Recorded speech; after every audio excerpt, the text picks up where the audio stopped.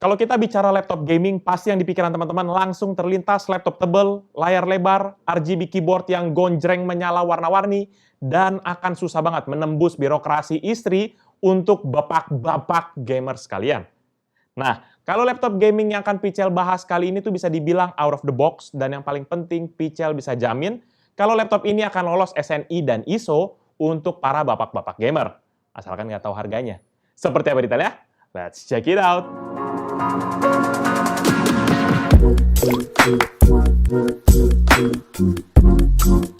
Halo guys, balik lagi bersama Pichel dan kali ini kita akan membahas sebuah laptop gaming terbaru dari salah satu brand yang paling populer untuk urusan gaming, yaitu Asus ROG. Dan laptop yang akan kita review kali ini adalah Asus ROG Flow X13. Laptop gaming anyar ini memiliki spesifikasi sebagai berikut. Prosesor AMD Ryzen 9 5980HS, RAM 32GB LPDDR4X Dual Channel 4,3 GHz, storage NVMe dengan kapasitas 1TB, integrated GPU AMD Radeon RX Vega 8 dengan shared memory sebesar 512MB, dan discrete GPU NVIDIA GeForce GTX 1650 Max-Q dengan dedicated memory sebesar 4GB. Dan ada juga layar IPS panel 13,4 inci 8-bit dengan resolusi 3840x2400 4K dalam aspek rasio 16:10 dan refresh rate sebesar 60Hz.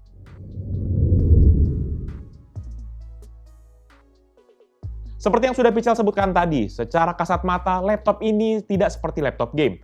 Malahan lebih kayak laptop kantoran biasa. Laptop ini hadir dengan dua varian warna, yaitu yang standar dan juga supernova. Sementara untuk unit yang Pichel review ini tuh adalah tipe yang standarnya. Di model yang Pichel review ini tuh memiliki warna hitam secara keseluruhan dengan matte finish. Sementara dari sisi bentuk, laptop ini ngotak banget dan hampir berbentuk bujur sangkar. Ini memiliki dimensi 29,9 x 22,2 cm dengan ketebalan 1,6 cm.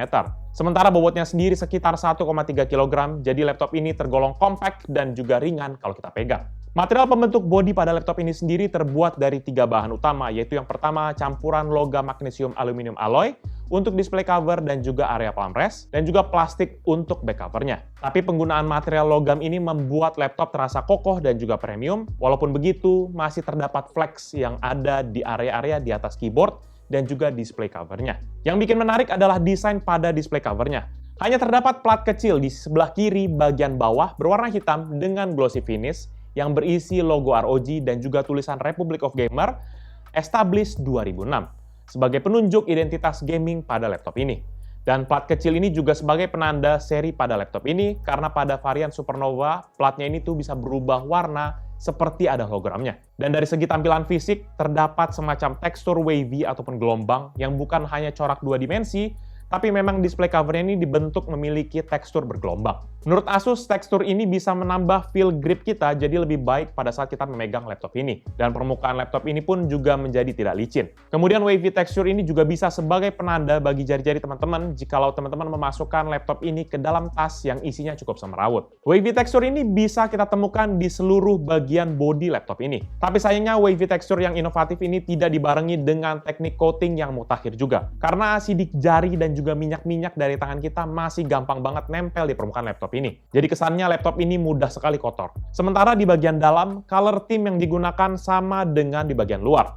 Terdapat warna hitam yang mendominasi tampilan dalamnya, dan hanya ada warna putih transparan untuk font keyboardnya. Dan wavy texture juga menghiasi area palm rest-nya disertai logo ROG yang terbuat dari wavy texture itu sendiri. Secara keseluruhan, laptop ini bisa dibilang cukup bersih dan juga plain lah ya. Nggak ada desain-desain ataupun gimmick-gimmick yang aneh-aneh. Pada bagian bawah laptop hanya terdapat 5 buah karet yang berfungsi sebagai kaki-kaki penyangga dari laptop ini. Kaki-kaki karet ini tuh cukup keset ya, jadi laptop nggak mudah bergeser waktu kita gunakan. Dan juga terdapat grill ventilasi yang berfungsi sebagai jalur masuk udara segar ke dalam ruang mesin laptop ini. Beralih ke bagian port pada laptop ini bisa dibilang cukup minimalis walaupun sudah menggunakan port kekinian. Pada sisi kanan kita bisa temukan power button, satu port USB Type-A 3.2 Gen 2, dan satu port USB Type-C 3.2 Gen 2 yang sudah support DisplayPort dan juga power delivery. Dan pada sisi kiri kita bisa temukan satu buah port ROG XG Mobile Interface yang merupakan proprietary port dari ROG. Secara konsep sih, ROG XG Mobile ini nanti adalah sebuah eksternal GPU, namun dengan bandwidth yang lebih tinggi dibandingkan Thunderbolt, yaitu 63 GB per second. Sehingga ini memungkinkan laptop ini untuk disambungkan kepada eksternal GPU hingga RTX 3080. Dan bukan hanya untuk eksternal GPU saja, namun nanti di XG Mobile terdapat beberapa port tambahan sehingga bisa lebih produktif lagi nih pemakaian laptop ini. Saat ini Pichel belum ada unitnya, namun kalau mau tahu lebih lengkap, jangan lupa subscribe kepada channel ini supaya nggak ketinggalan pas Pichel bahas device ini lebih lanjut. Lanjut lagi, port lainnya tuh di sisi sebelah kiri terdapat satu port Full HDMI versi 2.0B, satu combo audio port 3,5 mm, dan dua LED indikator yaitu untuk power dan juga charging status.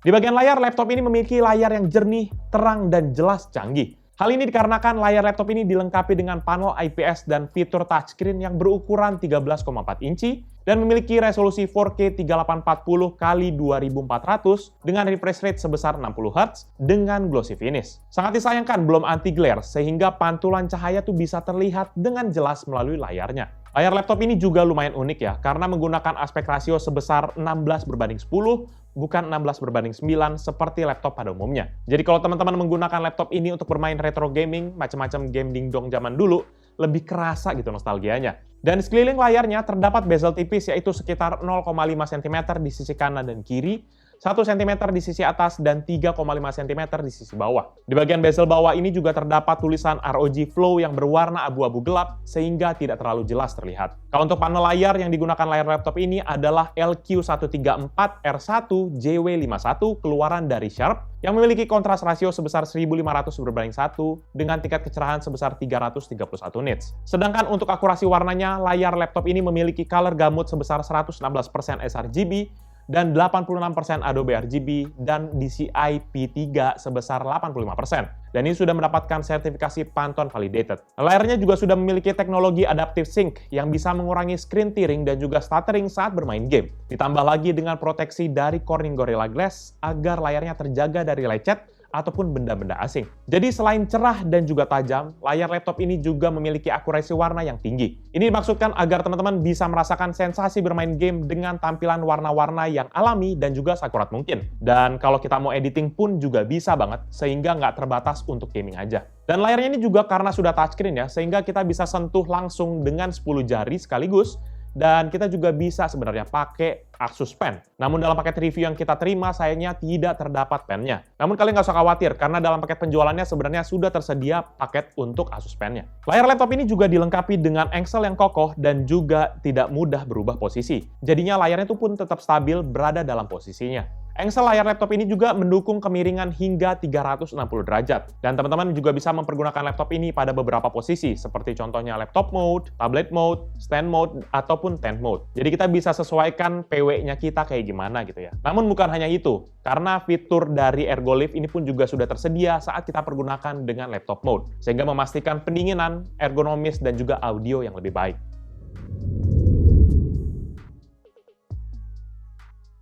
Pada bagian input device, laptop ini dilengkapi dengan keyboard membran bertipe chiclet yang untungnya enak banget digunakan. Travel distance 1,7 mm, keycap disk yang lebar menjadikan keyboardnya ini sangat nyaman banget walaupun cuma buat sekedar ngetik-ngetik doang. Apalagi dengan adanya teknologi N-key rollover menjadikan anti-ghosting, sehingga setiap key dapat register dengan baik. Ada juga 4 tombol dedicated di atas keyboard yang berfungsi untuk mengatur seperti volume suara, on-off microphone, dan untuk mengaktifkan aplikasi Armoury Crate. Aplikasi Armoury Crate ini nanti bisa dibilang sebagai kontrol panel tambahan ya, di mana kita bisa mengcustom laptop ini sesuai dengan kebutuhan kita. Ada beberapa setting yang sudah disediakan, yang bisa kita langsung pilih, seperti contohnya profile Windows, silent, performance, turbo, ataupun manual yang bisa kita setting sendiri. Atau kalau kita nggak mau ribet buka-buka aplikasi Armoury Crate-nya, kita bisa langsung gunakan shortcut Fn dan F5. Keyboard laptop ini sendiri juga sudah memiliki backlight bertipe solid color dengan latar berwarna putih, dan memiliki 3 tingkat kecerahan yang bisa kita aktifkan dengan tombol Fn dan F2 ataupun Fn dan F3. Selanjutnya untuk touchpad-nya ini sendiri tergolong standar ya, layaknya touchpad laptop pada umumnya. Touchpad-nya ini memiliki ukuran 10,5 cm x 6,2 cm dan tidak ada tombol klik kanan serta klik kiri yang terpisah secara fisik. Dan secara desain touchpad-nya ini memiliki corak yang sama dengan palm rest-nya.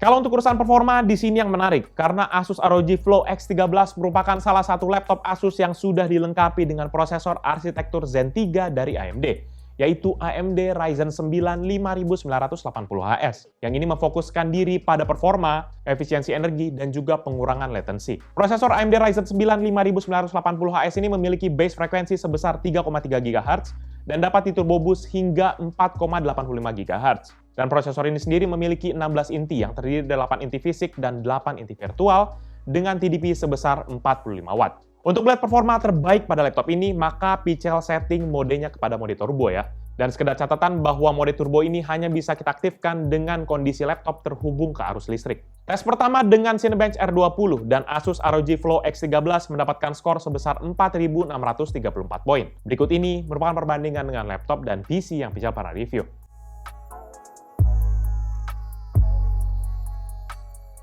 Untuk rendering tes BMW di aplikasi Blender, laptop ini dapat menyelesaikan satu frame dalam waktu 4 menit 4 detik. Berikut ini merupakan perbandingan dengan laptop dan PC yang Pichel pernah review.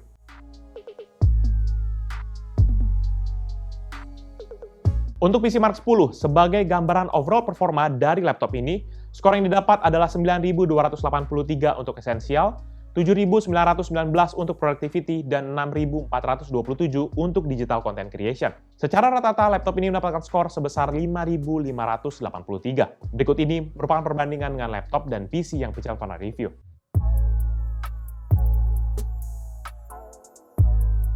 Di bagian grafis, laptop ini dilengkapi dengan integrated GPU yaitu AMD Radeon RX Vega 8 dengan shared memory default sebesar 512 MB. Dan ada juga discrete GPU dari NVIDIA, yaitu NVIDIA GeForce GTX 1650 Max-Q dengan dedicated memory sebesar 4 GB. Untuk melihat performa GPU-nya, kita akan jalankan 3D Mark Time Spy, dan hasilnya untuk grafik mendapatkan skor 2.677 dan CPU skor sebesar 7.649. Sehingga secara rata mendapatkan skor 2.966. Berikut ini merupakan perbandingan dengan laptop dan PC yang Pichel pernah review.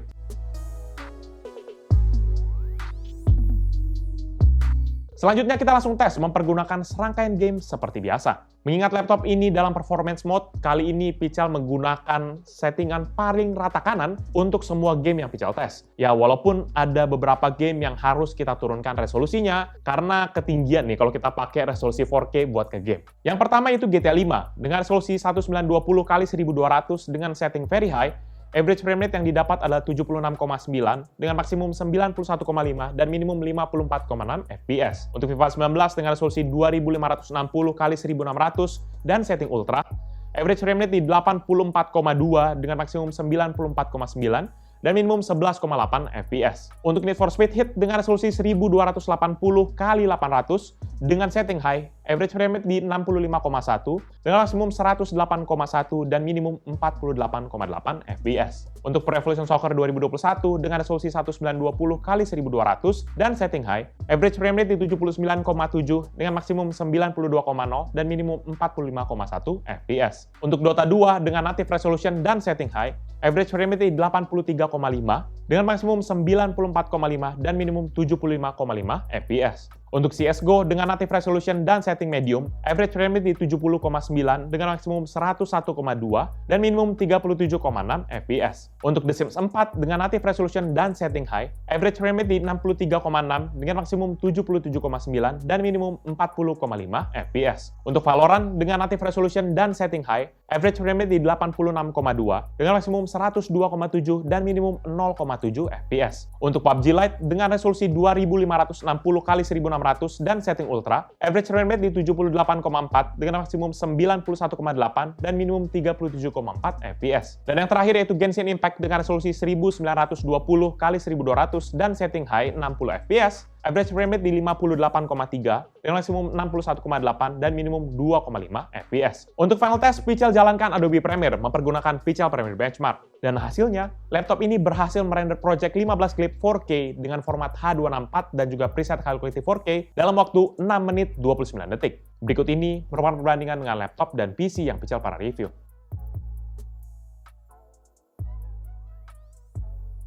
Untuk urusan pendinginan, laptop ini dilengkapi dengan twin fan yang berfungsi untuk menghisap udara panas dari prosesor dan membuangnya melalui grill ventilasi yang ada di bagian kiri atau di bagian kanan jika laptop sedang digunakan, dan grill ventilasi yang ada di antara engsel layarnya. Sementara aliran udara segar datang dari grill ventilasi pada bagian bawah laptop. Kipas pendingin pada laptop ini juga sudah mendapatkan pembaruan secara desain dengan menipiskan blade ataupun bilah kipasnya. Sehingga blade ataupun bilah kipas yang ada ini bisa dibuat lebih banyak, yang membuat kinerja kipasnya menjadi lebih tinggi tapi dengan suara yang cukup senyap. Kipas ini juga dilengkapi dengan fitur self-cleaning cooling 2.0 yang meminimalisir debu-debu yang menempel pada bilah-bilah kipas, di mana debu-debu ini kalau ada tuh bisa menurunkan kinerja kipas daripada laptop ini. Pada bagian chip prosesornya juga diberikan liquid metal dari Thermal Grizzly yang memang lebih efektif menyerap panas 10 derajat Celcius dibandingkan thermal paste konvensional. Banyak banget istilahnya. Pichel coba monitor kondisi laptop dalam keadaan idle dan juga stress test di dalam suhu ruangan sekitar 24 hingga 26 derajat Celcius. Dan ini juga tanpa menggunakan cooling pad pada laptopnya. Dan dalam keadaan idle, laptop ini menggunakan daya rata-rata 12,1 watt dengan CPU usage rata-rata 3,4%. Sedangkan suhu yang dihasilkan CPU-nya ini berkisar di 55,3 derajat Celcius dengan frekuensi di 2,6 GHz yang sesekali spike hingga 4,7 GHz. Kemudian pada saat Pichel melakukan stress test menggunakan aplikasi AD64, frekuensi CPU-nya ini langsung naik hingga menyentuh angka 4,36 GHz, di mana ini powernya juga langsung naik hingga 64,8 watt. Untuk suhunya sendiri tuh menyentuh hingga 77 derajat Celcius. Dan setelah itu, beberapa detik kemudian, laptop langsung throttling dan menurunkan frekuensinya di rata-rata 3,3 GHz. Sedangkan dayanya sendiri tuh stabil di 32,6 watt dan suhunya langsung stabil di 72,5 derajat Celcius. Kalau untuk suhu bodi laptopnya sendiri, pada area keyboard tuh sekitar 37 hingga 40 derajat Celcius, sedangkan pada bagian exhaust di sisi kiri, engsel layar, dan bagian bawah tuh berada di 42 hingga 45 derajat Celcius. Suhu seperti ini tuh terjadi karena Pichel menggunakan laptop ini dalam posisi laptop mode, ataupun posisi yang standar kayak laptop biasa gitu ya. Jadi aliran udara segar tuh nggak maksimal bisa masuk ke ruang mesinnya.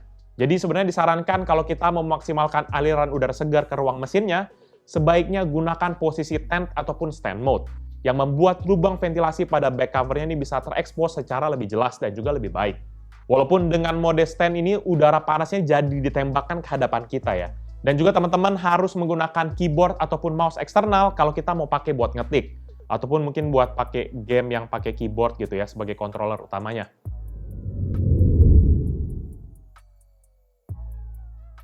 Di bagian audio, Asus ROG Flow X13 ini memiliki dua buah speaker stereo di sisi kanan dan kiri pada bagian bawah laptop.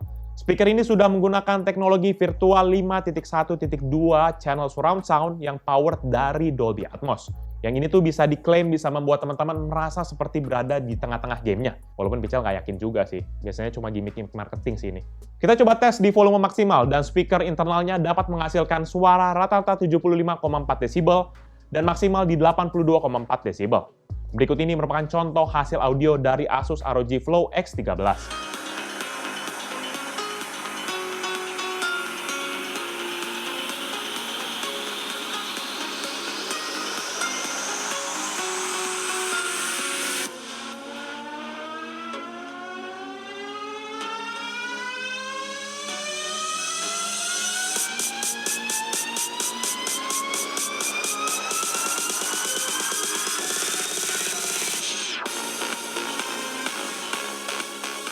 Urusan webcam, kamera yang disematkan pada laptop ini sudah lumayan kualitasnya. Webcamnya memiliki resolusi sebesar 0,9 megapiksel yang dapat merekam video 720p 30 fps atau foto dengan resolusi 1280x720 piksel.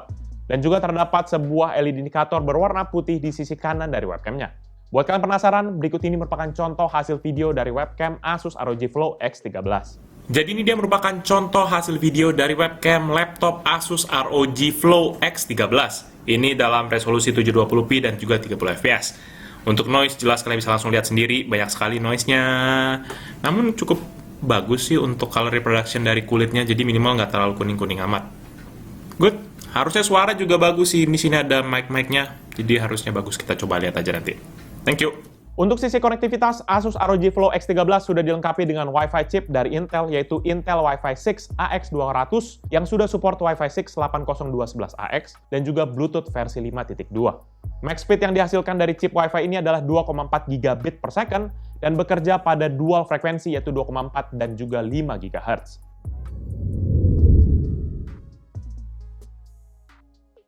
Di bagian baterai, laptop ini menggunakan baterai berjenis lithium ion dengan kapasitas 62.000 mAh yang terintegrasi dalam laptopnya. Dan saat kita stress test mempergunakan Idena 4 dengan maksimum brightness, laptop ini dapat bertahan selama 1 jam 12 menit.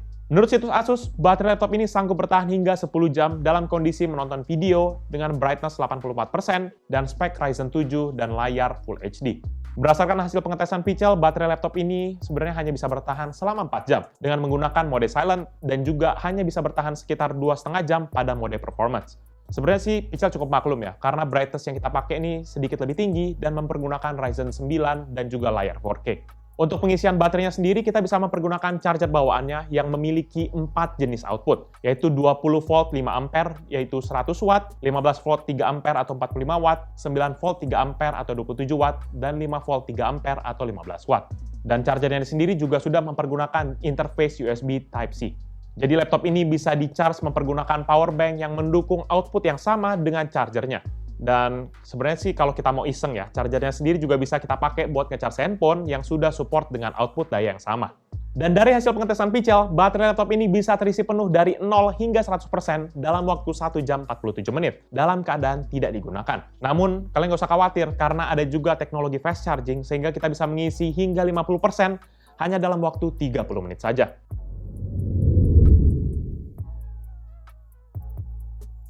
Di bagian upgrade, Asus ROG Flow X13 memiliki opsi upgrade yang sangat terbatas. Modul RAM 32GB LPDDR4X-nya ini sudah tersolder dalam motherboard-nya.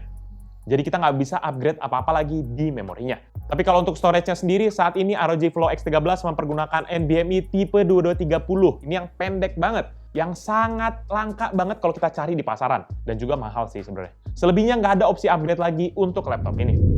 Overall, menurut pendapat pribadi Pichel, Asus ROG Flow X13 adalah sebuah laptop gaming convertible yang cocok untuk teman-teman yang concern banget dengan portabilitas. Dan juga buat teman-teman yang nggak mau direpotin dengan device gaming yang makan tempat. Ukuran laptop yang ramping dengan material logam campuran yang kokoh membuat laptop ini tidak hanya tangguh sebagai gadget gaming, tapi juga cocok untuk dijadikan daily driver teman-teman sekalian, dan partner ngantor, terutama buat teman-teman yang suka ngedesain ataupun buat yang sekedar Excel gitu doang juga bisa sih. Bentuk yang tergolong umum dan nggak gaming banget bisa menimbulkan pertanyaan di banyak kalangan. Ini laptop gaming atau buat laptop kantor kali ya? Atau laptop kantor buat laptop gaming? Bisa aja dua-duanya. Dan yang pasti sebenarnya ya, buat Pichel, laptop ini akan sangat mempermudah kita mendapatkan sertifikasi SNI dan juga ISO. Walaupun kalau kita nggak ngomongin harga ya. Karena untuk urusan harga sampai saat ini Pichel belum tahu harganya berapa, tapi yang jelas harganya ini pasti berada di range 20 hingga 30 jutaan. Jadi gimana para bapak-bapak sekalian?